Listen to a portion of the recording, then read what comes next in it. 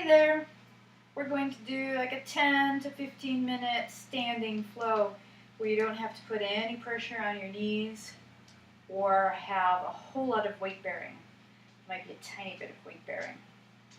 It'll be hard to see my head when I get towards the front of the mat, but you don't really need to see my head, do ya? Okie dokie.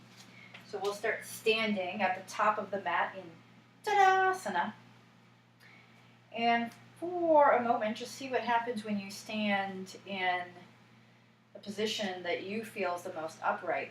If you've done some good work on your posture and stacking your bones and engaging certain muscles and not others, you may find that you get some pretty good alignment. My standing up straight used to have a lot of forward hip, sticking my booty out, sticking my belly out, and hoisting my shoulders back. So now I know that my legs hyperextend a bit, knees bent, a little widening of the back of my thighs. And then as I take the hip bones more in line with the knees and ankles, and I lean forward a little more, that starts to pull the unnatural belly out. It takes the lumbar curve and makes it just so, like Goldilocks. And then my shoulders are already pretty much on top. They're not behind and they're not leaning forward. So taking a little weight from heel to big toe mounds. You can go up tippy toe and then standing on the heels, or you can just take the weight back and forth as I was earlier. If you do come up to tippy toe, notice how the back of the body wants to kind of get in the game. Maybe it does. And then come back. Take your weight forward without pressing your hips in front of your ankles. And then lift up from the low navel. Even feel the inner thighs draw back a little bit. And then energetically squeeze your ankles towards one another. And then come down, and then take the sit bones back. Try to keep the knees behind your toenails. And then as you exhale, there's a light lifting, like a little buoy. As you inhale, the buoy kind of goes down into the water a little bit, and as you exhale, the buoy rises from the depths of the pelvic diaphragm. So you can change your shape as you breathe, and you don't have to sit as low as me, or you can go pretty low. This is a standing flow, right? So you gotta expect that the legs are gonna get some work. Now, if I was out of control, lumbar crazy, that's what it would look like. But if I exhale and I lift and I draw in and I feel like the side waist coming up, I can still be pretty low and not be too disintegrated in the front of my low spine. My arms are dangling, okay? They're like dead weight.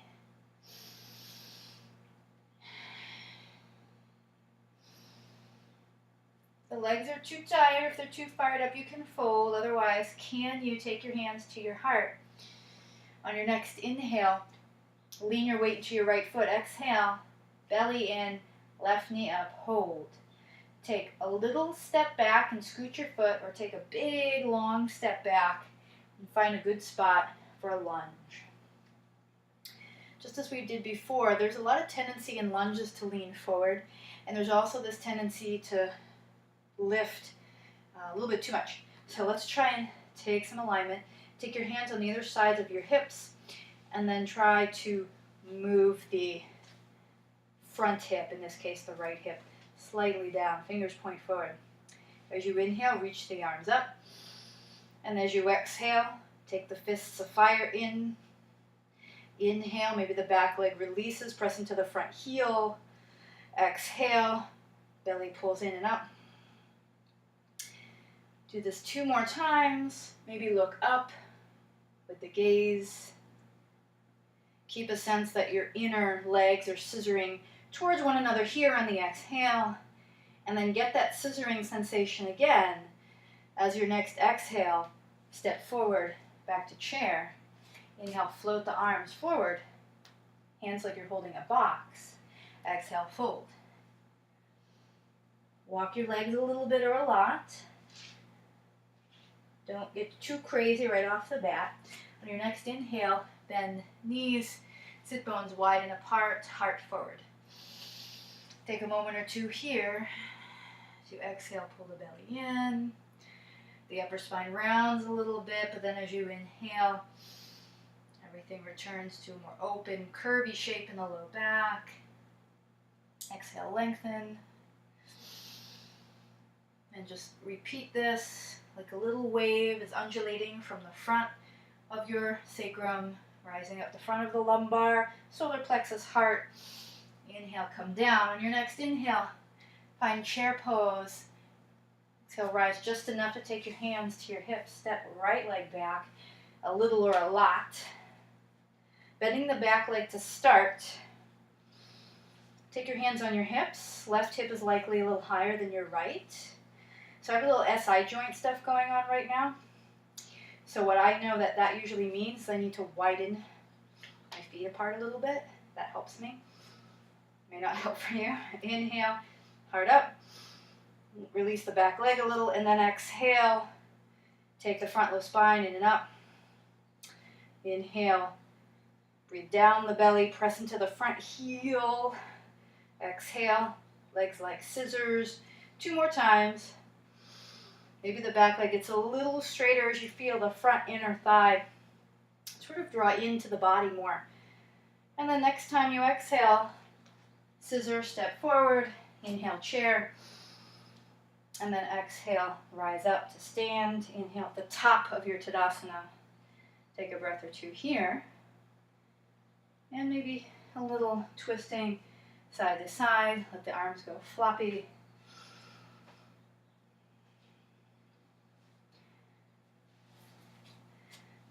As you inhale, chair pose, arms back. And then as you exhale, rise from the low belly and hop to the halfway point of your mat. Arms up. And then inhale, I'm a little bit less than half. Exhale, hop. Inhale, exhale, hop. And one more time, hop. Just a little light impact. Walk your right foot to the middle of your mat.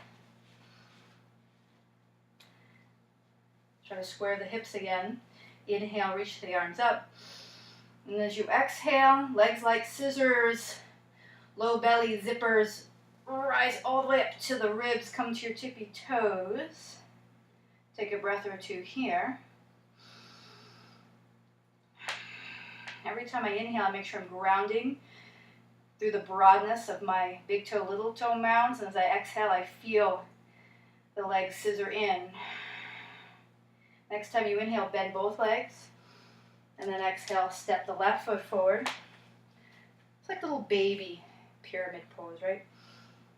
So watch the hyperextension in my front leg. I'm going to get rid of that. Inhale.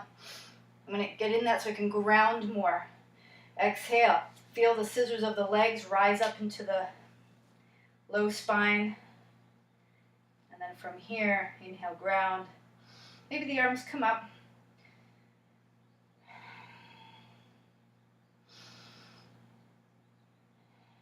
Next time you inhale, bend. Exhale, step forward. All right, from here, inhale, chair. Exhale, arms back, step left leg back. Inhale, reach the arms forward. There's a tilt to the chest. Straight line from back heel, tailbone, crown, fingertips. As you inhale, bend. And then exhale, little Karate Kid here. Either step down a couple of times or step all the way back. Inhale. And do this a couple of times. Now you'll notice on the exhale that I'm trying not to scoop the knee forward. I'm trying to stand strong and stacked, which means I might have to bend this standing leg a little bit, right, to get the buttocks off of my thigh bone. Inhale, and do this a few more times.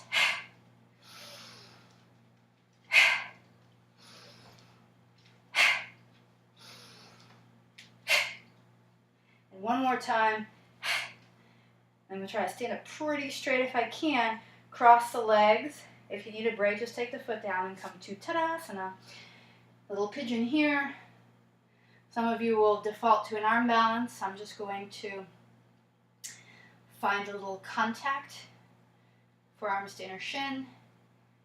Hands to hips is great with thumbs and hip creases, fingers reaching towards the buttocks, using the thumbs to deepen. Pretend like the fingers could pull the flesh and widen the sit bones apart. When you're ready, exhale to lift the belly. Take the leg down or step it back. Left hand on the floor. This is your only weight bearing. Reach your right arm to the sky. Hand on your hip. You can come to your back knee if you want. Otherwise, take a nice bend. Come up to your left finger pads if that helps. Little bend here. And then as you exhale, step forward. Inhale for the heart. Exhale, rise through chair. Hands to heart. Step the right leg back. So as you breathe here, inhale. Make a diagonal line. Exhale, scissor the legs, belly in. Then check your posture on the first one. I like to make sure that I'm not dumping my sit bones forward. They're lining up with the standing heel. Okay, let's do this. Inhale.